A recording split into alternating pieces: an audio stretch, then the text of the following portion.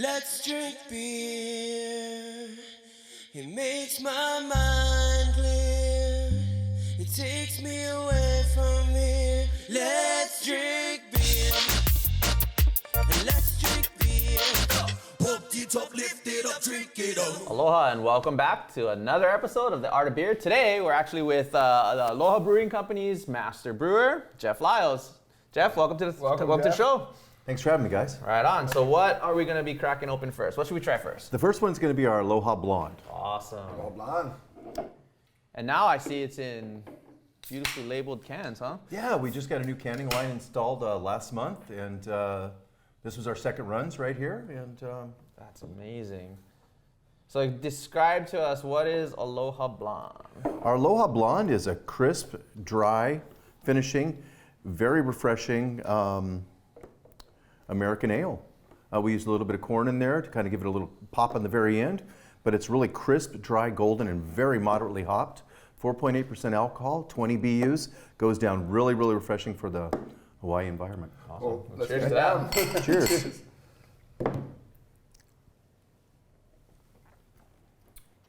Oh yeah, it's got a little like almost citrus kind of pop in the back.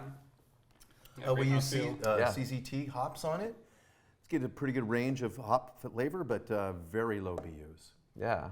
Yeah, it's great and nice carbonated beer for outdoors, sunny weather. Absolutely. So this is a beach beer for sure. What is you mentioned corn in there. What is corn? Because corn's not. I mean, normally you think of barley, right? Like, but what does corn help do with some of these lighter beers?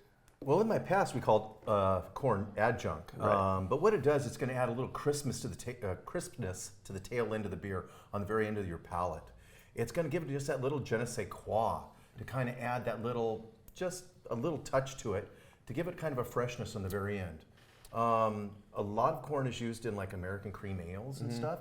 So what we want to do is give this just a nice little crisp finish and just a little bit different than just a regular pale malt finish. Keeps it a little like cleaner and drier. It gives it a nice finish. Yeah. Instead of just trailing off, it has that nice little taste at the very end. So obviously this is one of your core beers, right? Yeah, this is one of our 4 flagships. What yeah. are your other flagships? We have a nice hop lay. The hop lay is our best-selling beer off-site. We do have a few of the hop lay, of course, the Aloha Blonde, just a few of the others. The Red Zeppelin, of course, our Hefeweizen, our Queen Street Pills. Some of those are our cores. Nice. And then right now you guys are at 2 locations? We actually have 3. We just opened up a Waikiki location. We have the Kakawako downtown, and then the Waikiki location. Oh, awesome. When downtown's Downtown's in a building, right? It's in Bank of like Hawaii in the building. Bank of Hawaii. That's what it is. I think it's called Reef or Tide Pool is the name of the lobby. so it's like a lobby. It's a lobby bar, right? Yeah, it's actually just a little bar with the taps. yeah, Starbucks, Aloha Beer, and it's in the ground floor, so a lot of business people coming and going. You know, in the 80s, it was you always talked about the lawyers and the businessmen having the 3 martini lunch. Now they're having like 3 IPAs for lunch, right? Yeah, watch those IPAs, they'll creep up on you. So don't go to Bank of Hawaii in the afternoon then. run down to the lobby, grab a Starbucks. The best time to make withdrawals in the afternoon. Yeah, it's like, oh, I'm gonna go to the bank real quick and See if you can sneak an extra 0 in there maybe in the afternoons or something. why Move the decimal point. there aren't more like lobby bars? There's not a lot, right? It's probably for that reason. It's probably they don't want everybody who works in that building downstairs in the bar. accountability, maybe. That might be it. I mean, you it know, works in hotels, right? Yeah. I think it's working in the bank also. That's good. So that place is that Well, location's doing well. And where that location is, there's not a lot of bars that are immediately right there, right? Right. They're all well, kind there's of off. a bunch of businesses, a bunch of offices around, so Right. we do cater to the business people. Nice. Yeah. Nice lunch break. Yeah. Well, your Pahanas are probably packed down there when Yeah, five they- 5 o'clock hits. There. They sell a lot of growlers, actually. Oh, really? Yeah. That's good. Yeah, people like coming down, filling up. Then taking it back to the office. Or working late tonight. And to circle back for some people that don't, we're talking about crowlers and growlers. So we're talking about when you fill up a big glass container and take it home with you, that's your growler. A lot of times a bigger can is your crowler. So that's, if you want fresh beer from the brewery, but you don't want to sit at the brewery and do it, you buy that, take it home and drink it. And you guys have these are like 25.4 ounce. They're like the, what do they call them? Like 750s. the grenade, Yeah. like they're not Oil as cans. what are they called? Oil cans, right? Oil cans, yeah. Oil cans, yeah, awesome. Well, you know what? We're gonna continue drinking. Go grab yourself a good cold beer and come back and join us with more with Jeff Liles from Aloha Beer Company. Bringing you what matters. Viewers can receive the Star Advertiser digital full access subscription for just $9.95 per month. Go to staradvertiser.com and click on subscribe. Use the code AHITHING. Welcome back to the Art of Beer. We're with Jeff Liles from Aloha Beer Company. What are we going to drink next, Jeff? Well, I brought two other beers, two lager style beers. I brought the Aloha Fest and the Aloha Prost. Thanks. Prost, that's my favorite word. Prost is my middle name. For those who might not know, what is Prost? Just to give them. Prost is very much like cheers, kung pao, salute. It's very much a celebratory term of endearment that you use when saluting for beers or coming together with friends. So tell us about let's start with the Prost beer. What is the Prost beer? The Prost is an Oktoberfest style beer, moderately hopped, a little bit of residual sugars from the caramel malts that are present. It's 5.2% alcohol. It's one of the beers that they would serve at the Oktoberfest, the Wiesn in Germany. Prost. Prost, guys. That's delicious. It's very good. Yeah, this is Oktoberfest beer. Yeah, I wanted to keep the residual sugars down. I wanted it to be very dry and finishing. Still a little bit of the Hallertauer hops from the Magnum. This is one of the beers that I've been brewing for years and years, or a similar style. But I just wanted to cut down the residual sugars. I wanted it to be more refreshing than more gummy.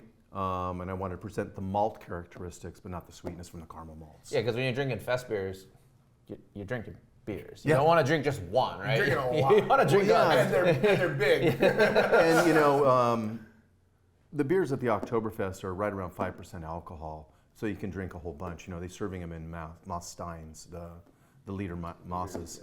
So this is a very short glass. It's malty, but it's not Sweet. sweet. Yeah. Yeah, I not mean, at all. it's very good. Yeah. Well, So- once again, in Hawaii, we want dry beers, we want refreshing. We're in the business to sell a lot of beers. We're not in the business to sell one or two.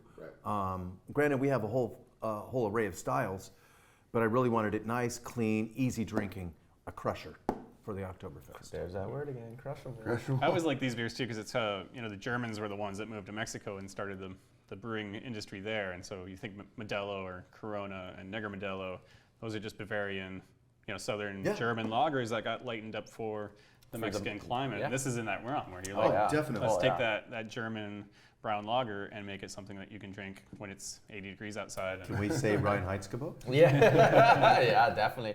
So speaking of that, you have a long history in brewing traditional German beers. I mean, you tell us about where you got your training and how you came into the brewing industry. Well, I started with Gordon Biersch in 1997.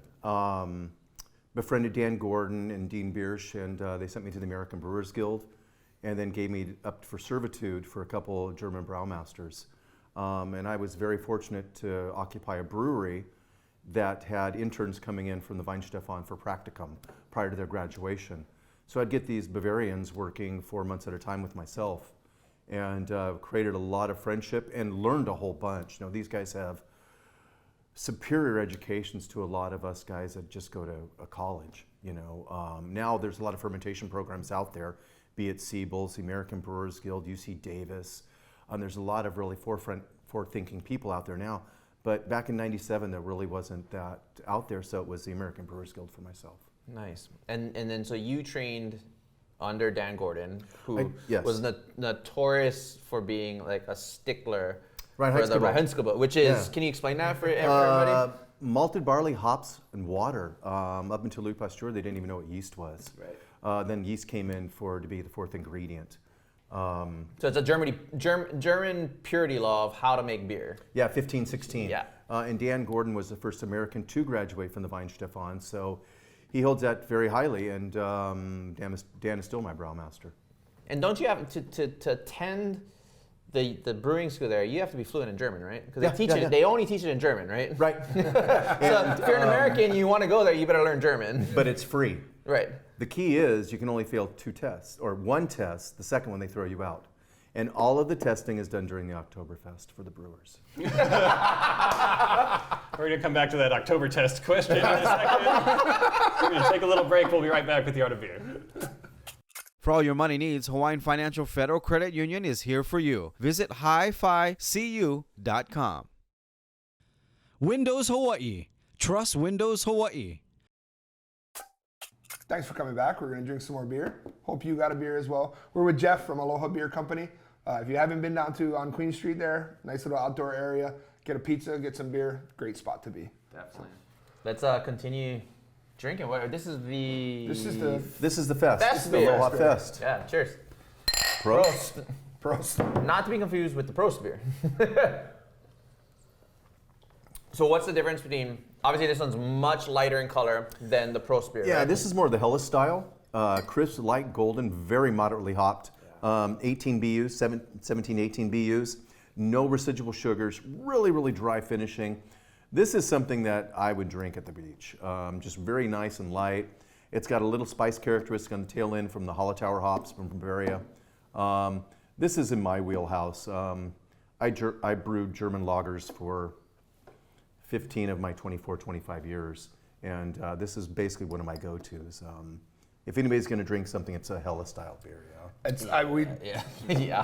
Tim and I, You're preaching to the choir. We're not trying to say crush anymore because we always say it's crushable, but it's Crush Helles. Yeah, I know this is really it's right good. up. This is what I drink a lot of. Yeah, I mean, if you like light, clean beers, and you want to venture out from your normal, lager, like this is exactly where you go, right? Where it's got more character, more body, a little more flavor, but it's still just right there. I tell people like if you drink Miller Lite and you think that's flavorful, drink one of these. Yeah, It'll Yeah, you have just your malt, you have exponentially. your little bit of hops in there, very clean finishing, Yeah. so you get an array, the cracker, the bread, the woodsy, the floral. It's just a very nice, easy drinking beer. Everything's subtle, slow building of flavor, slow dissipation of flavor. It's got a nice, no residual sugars, a very nice and clean, very refreshing beer. So how was that going? So for people who don't know, like you brewed at Gordon Biersch Honolulu for a long time. And for a long time, I mean, when you went to Gordon Biersch, it was German style beers, German style lagers. Yeah, the widest, exclusively. the wildest thing we did was a Weiss beer or a Kolsch. Yeah. For years and years and years.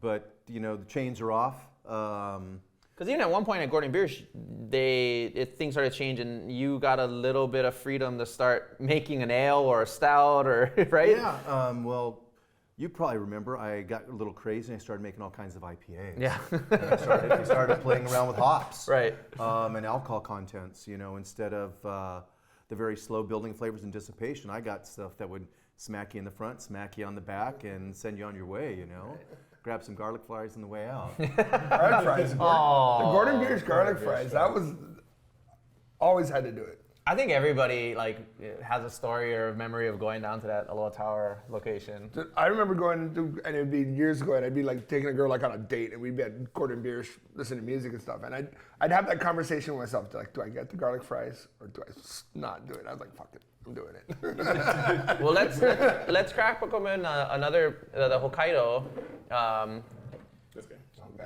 Is this guy? Yeah. that guy. one? Oh, okay. So tell us about this, because this is sort of another really cool innovation beer that this you guys is are doing. our Aloha Hokkaido. Honolulu and Hokkaido are sister cities. Today is actually the 5th celebration of that of being sister cities. Our owner, Steve Sombrero, is in Hokkaido with Governor Ige right now.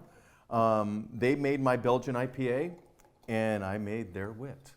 Oh, so this is a Belgian wit. Tell us. This is a Belgian wit. Tell us about what a Belgian wit is and what we can expect to taste in it. Belgian wit is going to be very similar to a Hefeweizen, but of course comes from the Belgian area.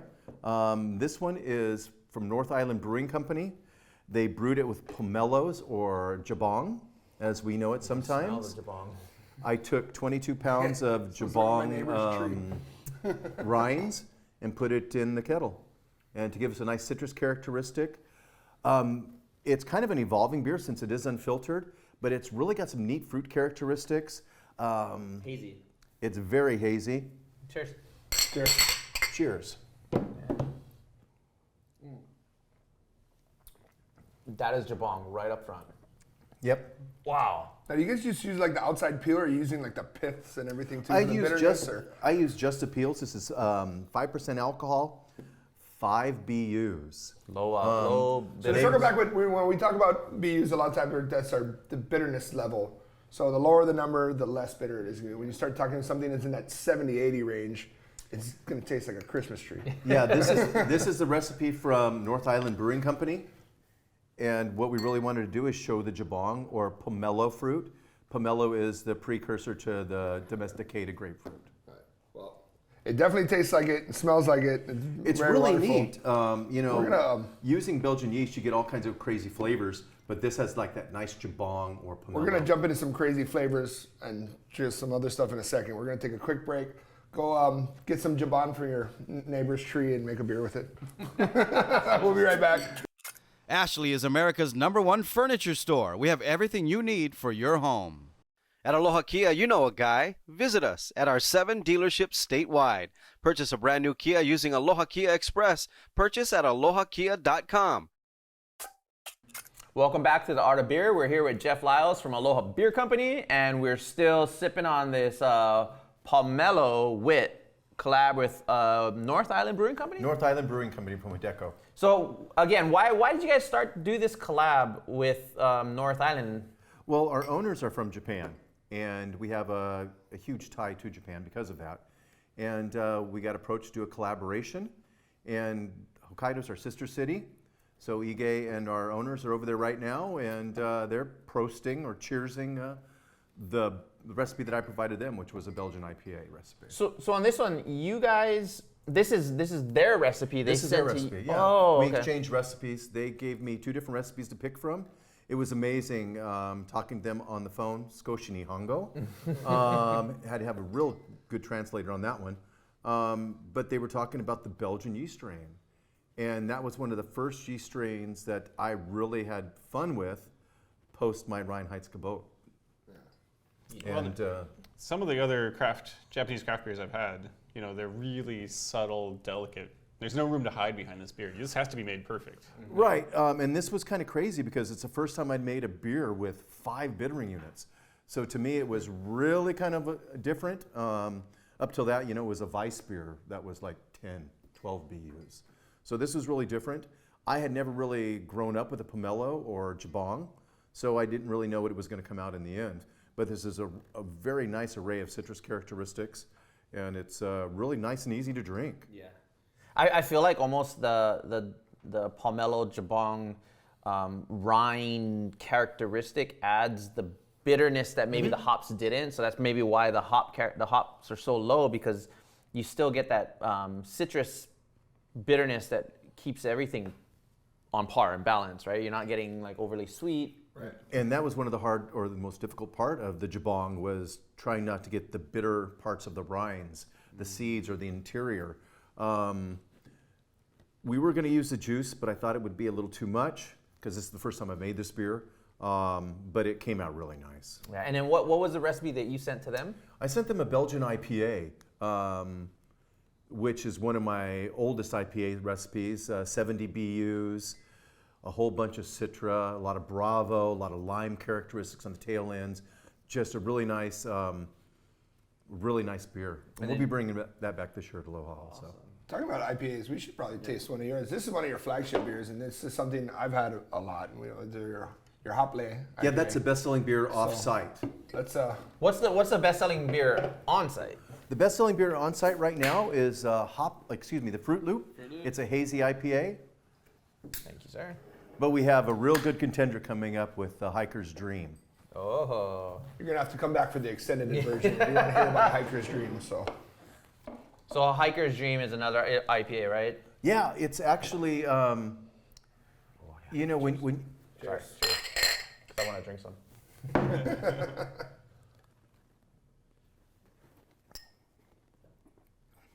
whole bunch of Citra hop and Simcoe hop.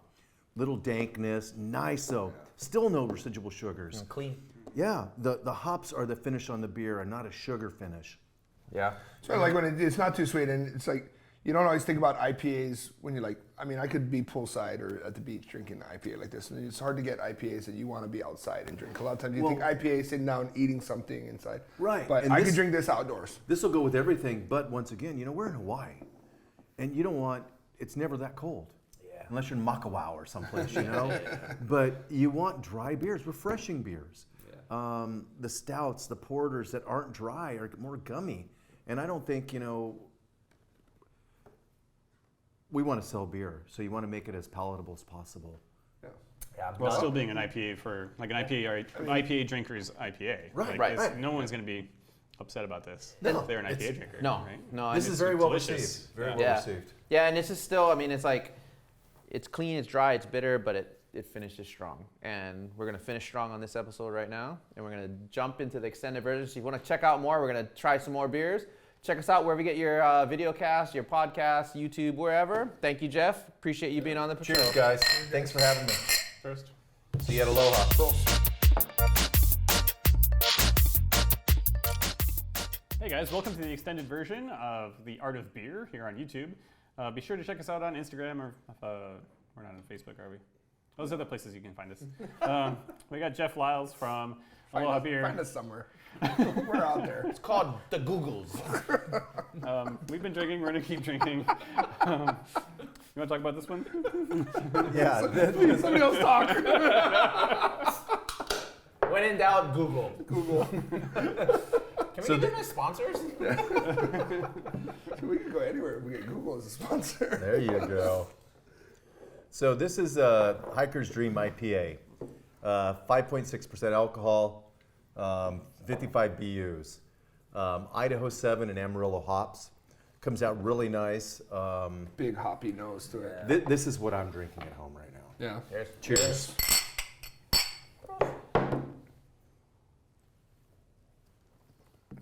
We were talking about those like that post-surf beer, or Yeah. that lawnmower beer, or like that post-hike beer. Is one of my That's favorite what beers. this is. There's so many people nowadays that are focused on citrus with IPAs. I really look at things to do differently. My background is in lager brewing, so I want balance and flavors. This hits it for me. It's non-citrus, little peach, little apricot in there, little sweet on the tail end. It's really nice. It's got just a beautiful color to More it, too. pine, like a little more, like Little little resin, pine, pine yeah. resin. Yeah. Keeps it kind of true. Yeah, but it's not overpowering. No. Those other flavors show through. This is a big hit. I racked this tank a few weeks ago, and I think we have 8 kegs left. So this one's selling. This is very well received. Well, it's in the right like alcohol range, right? Where it's like you're not gonna get smashed drinking 3 of these because it's what do you say, like under 6, right? Yeah. Yeah. But you're gonna feel real good. Yeah. But you know what's crazy though? When we talk about it, it's kind of rare to find something in the 5 to 6% range that has some balance and hop character. It's either like 9%, 7%, or like 3. Well, Everybody's trying to do these sessions or trying to do like doubles. And these aren't so bad like as a size. You can throw this in a backpack and hike up Tantalus and drink a beer at the victory beer at the top And drink the whole thing. share with somebody. Trails in. There you I'm not a hiker. I'm thinking about sitting in the backyard and drinking one of those. So I'm gonna pass on the hiking. Dave will run 12 miles and then I will drink one still of them. enjoy the outdoors with this beer. I'm going to watch Dave run 12 miles while I'm drinking this. I'll tell him to call me when you get back. No, this is really balanced trouble IPA. It's in the middle of the road. It's not anything. It's not extreme, and it's going to sell. That's my job is to create beers that sell, and hit all the markets, not just the IPA guys. I want to bridge that gap. Tim may remember I made a lot of sessions at Gordon Biersch because a lot of people they hear the word IPA and they stop. I don't want an IPA. Giving them that bridge to go from a Pilsner robustly hopped to an aggressively hopped beer or aggressively robustly hopped beer. You have to give them that bridge so they can meet those gaps. The 9% alcohol, 70 BUs, a lot of people don't like that. They're put off by that. So you create a beer that gets them to that point where they can be exposed to those flavors and then maybe want to seek them out. Yeah, I mean, it's good. We're kind of in we always talk about we're in the best age of beer drinking because Absolutely. there's steps along the way. The whole spectrum is available now. So people don't have to look at it anymore as like IPA. You know, there's hazy or, you know, West Coast, and there's everything in between. So it's easy to find something that somebody wants. So Yeah. So you as a brewer, and you know, for a long time you're brewing, you know, strictly German beers.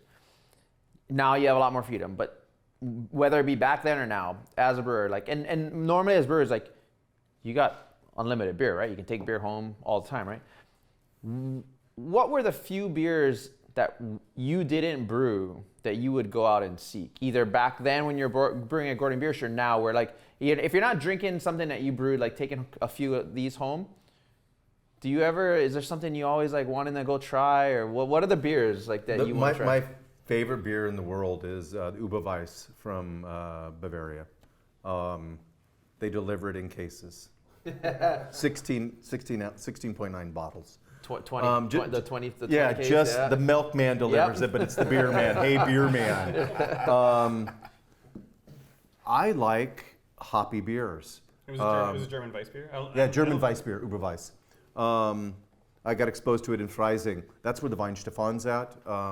Because I housed interns when I was younger in my brewing career, I have a lot of friends in Freising and München. So I can tend to get those beers occasionally, but it's just an incredible Bavarian style Weiss beer. We now at Aloha Beer have a traditional Bavarian Weiss beer.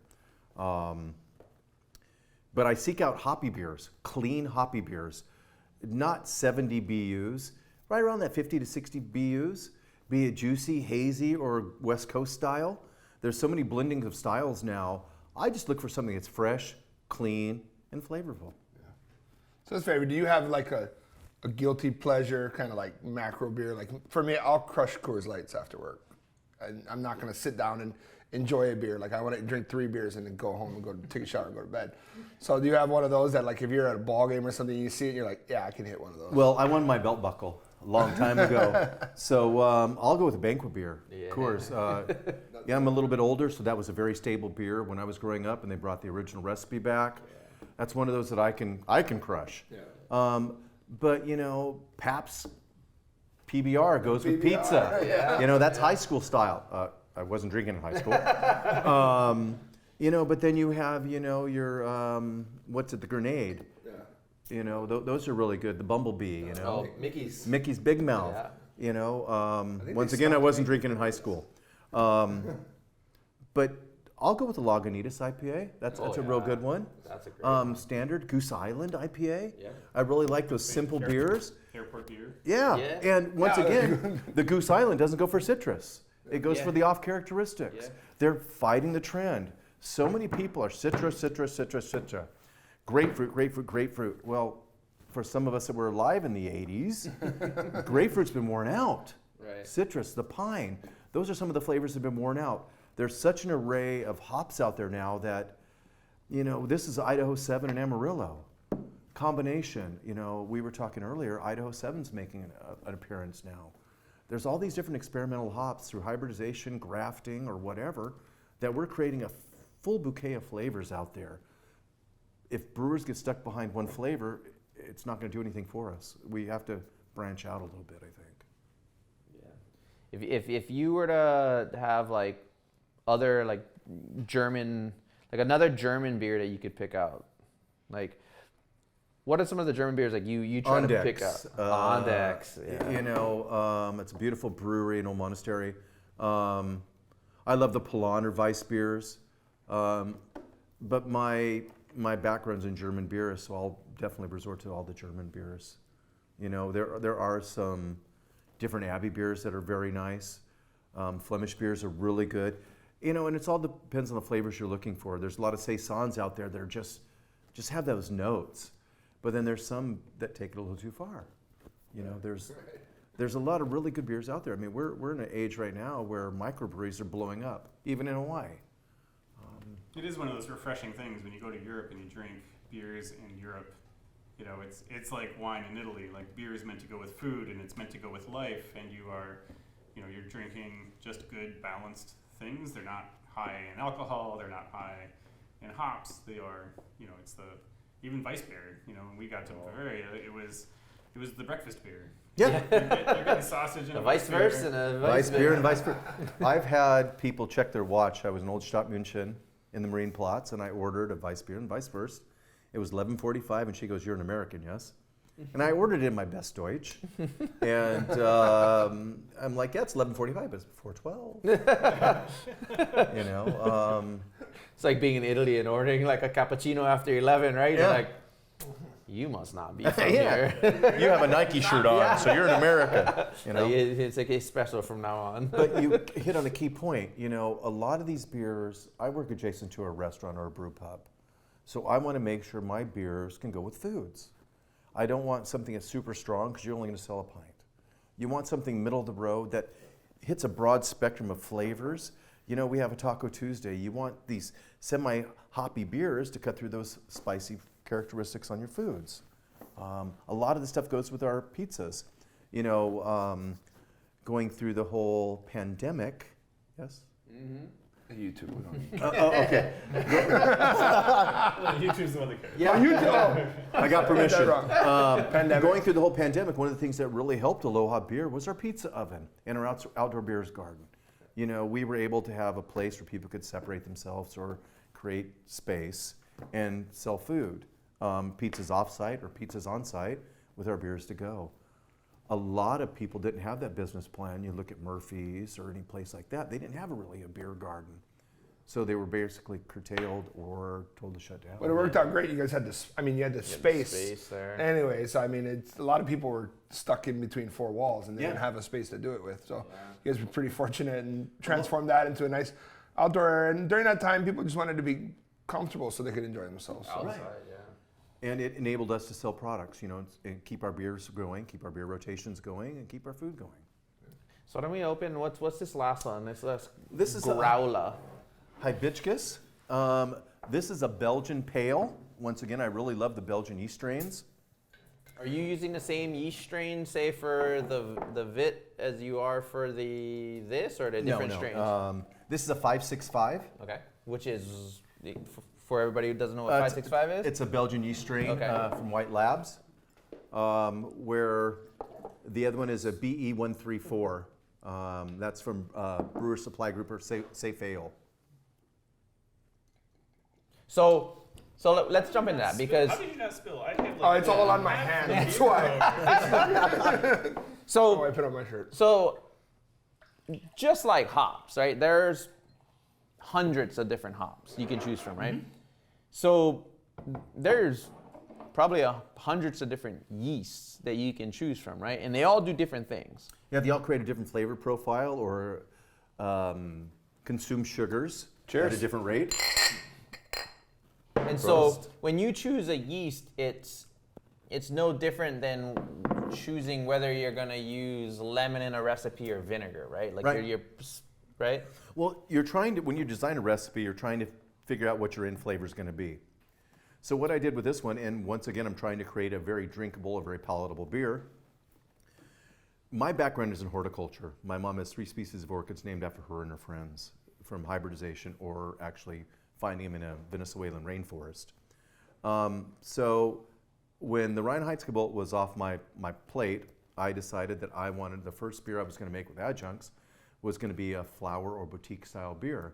So what I did is I wanted to take red hibiscus and put it in a Belgian pale and create hibiscus. This color's great. Yeah. Yeah. This was to, once again, I'm trying to sell beer, so I want to include everybody.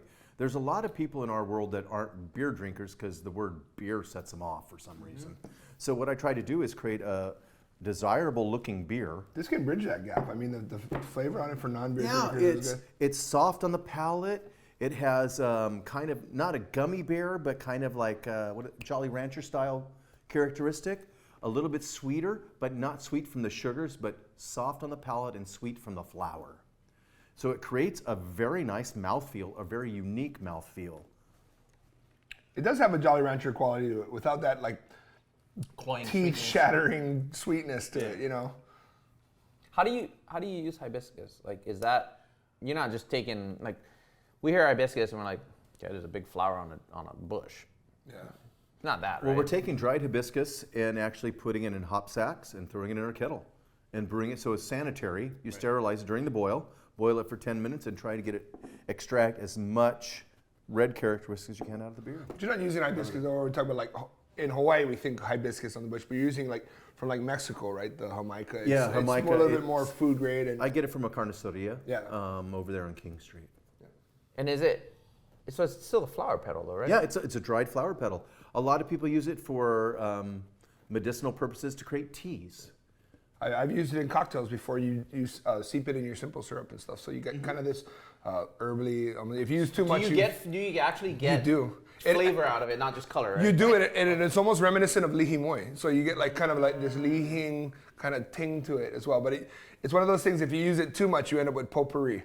You know? So you really gotta balance this is and 10. So moderation. it's like walking by Crabtree and Everland, you know, or Yeah, use too much and it smells like soap. You know, but it's a balance thing, and you I work get with it, it, I and you get just it. mess with it and keep, you know. Yeah, this comes out really nice. This is and it definitely looks not good- bad. It looks good in a glass. Oh, it looks great in a glass. Yeah, looks good. It gives you those little like citrus note, all that kind of stuff. it's like a fizzy like rosé color. Very good. I do use citra hops in it. Yeah. Jeff, we really appreciate you having you here. Thank you Guys, so much thank for you for coming. having me. That was amazing. Thanks for sharing all your beers. Thanks for joining us on YouTube and wherever you catch your podcasts. We appreciate you guys, and we'll see you next time in the Art of Beer.